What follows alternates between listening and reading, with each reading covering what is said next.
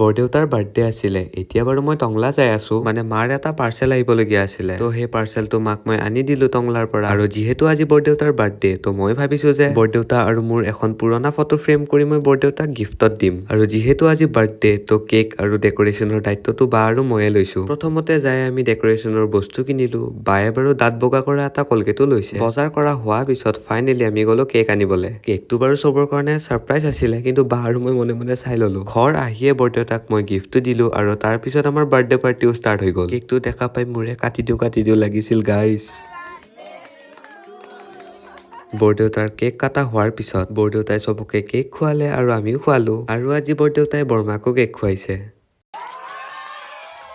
আৰু এতিয়া চবকে কেক বিলোৱা দায়িত্ব বিকিবাৰ। আৰু শেষত আমাৰ ভাগত এইখিনি পৰিছে গাইছ। আজিৰ বাৰ্থডে প্ৰগ্ৰেমটো ভালকৈ শেষ হৈ গ'ল বাৰু। বাকী যদি আপোনাৰ মোৰ ভিডিঅ'টো ভাল লাগিছে, চেনেলটো ছাবস্ক্ৰাইবো কৰিব পাৰে।